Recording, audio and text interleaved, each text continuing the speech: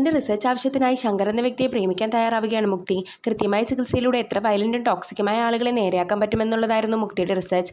എന്നാൽ അവളത് അവതരിപ്പിച്ചുകൊണ്ടിരിക്കുമ്പോൾ തന്നെ വളരെ ഷോർട്ട് ടെമ്പേർഡും വയലന്റുമായ ശങ്കർ ആ റൂമിൽ വന്ന് അടി ഉണ്ടാക്കുന്നുണ്ട്. ഇത് കാണുമ്പോൾ ഇവളുടെ റിസർച്ച് അപ്രൂവ് ചെയ്യാൻ പറ്റില്ലെന്ന് പ്രൊഫസേഴ്സ് പറയുന്നു. ശങ്കറിന്റെ ഈ ദേഷ്യമൊക്കെ ഇവള് മാറ്റി കാണിക്കാം, അതിനുശേഷം തന്റെ റിസർച്ച് അപ്രൂവ് ചെയ്താൽ മതി എന്ന് അവളും പറയുന്നുണ്ട്. അങ്ങനെ അവന്റെ ഗേൾഫ്രണ്ടായി കൂടി നിന്ന് അവന്റെ സ്വഭാവം മാറ്റാം, അങ്ങനെ തന്റെ റിസർച്ചും കംപ്ലീറ്റ് ചെയ്യാമെന്ന് അവൾ കരുതുന്നു. എന്നാൽ ആദ്യമൊക്കെ അവനെ കൺട്രോൾ ചെയ്യാൻ പാടായിരുന്നെങ്കിലും പതിയെല്ലാം ശരിയാവുന്നുണ്ട്. അവന്റെ സ്വഭാവം പതിയെ മാറുന്നു. ഇത് കണ്ട് ബോധ്യപ്പെടുന്ന പ്രൊഫസേഴ്സ് മുക്തിയുടെ റിസർച്ച് അപ്രൂവ് ചെയ്യുന്നുണ്ട്. എന്നാൽ ശങ്കറിനാകട്ടെ ഈ സമയം കൊണ്ട് മുക്തിയോട് ശരിക്കും ഇഷ്ടം തോന്നി തുടങ്ങിയിരുന്നു. മുക്തിക്കാകട്ടെ ഇത് അവളുടെ പഠനത്തിന്റെ ഭാഗം മാത്രമായിരുന്നു.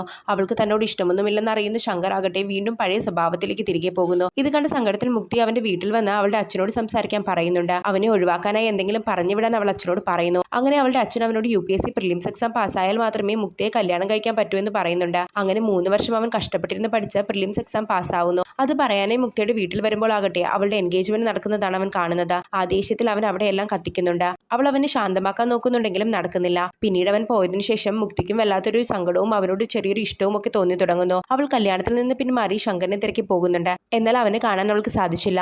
മുക്തി മദ്യത്തിന് അടിമയായി തുടങ്ങിയിരുന്നു. അവളുടെ അച്ഛന്റെ നിർബന്ധപ്രകാരം അവൾ ജസ്ജിത്ത് എന്ന ആളെ വിവാഹം കഴിക്കുന്നു. അവൾ പ്രഗ്നന്റ് ആവുകയും ചെയ്യുന്നുണ്ട്. ജസ്ജിത്ത് ഇന്ത്യൻ നേവിയിലാണ് വർക്ക് ചെയ്യുന്നത്. ഈ സമയം ശങ്കർ ആവട്ടെ ഒരുപാട് കഷ്ടപ്പാടുകൾക്കും ട്രെയിനിങ്ങുകൾക്കും ഒക്കെ ശേഷം ഫൈറ്റർ ജെറ്റ് പൈലറ്റ് ആവുന്നുണ്ട്. മുക്ത ഡിഫൻസ് സൈക്കോളജിസ്റ്റായി ജോലിക്ക് കയറുന്നു. ശങ്കറിന്റെ ഒരു സർട്ടിഫിക്കറ്റ് അപ്രൂവ് ചെയ്യാനായി മുക്തയുടെ അടുക്കൽ എത്തുന്നുണ്ട്.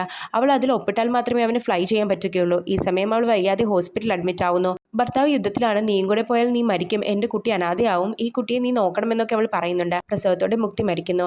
അവളുടെ ഭർത്താവിനെ രക്ഷിക്കാനായി ശങ്കർ യുദ്ധം നടക്കുന്ന സ്ഥലത്തേക്ക് പോകുന്നു. അങ്ങനെ സ്വന്തം ജീവിതം ത്യജിച്ച് അവൻ അവളുടെ ഭർത്താവിനെ രക്ഷിക്കുന്നുണ്ട്.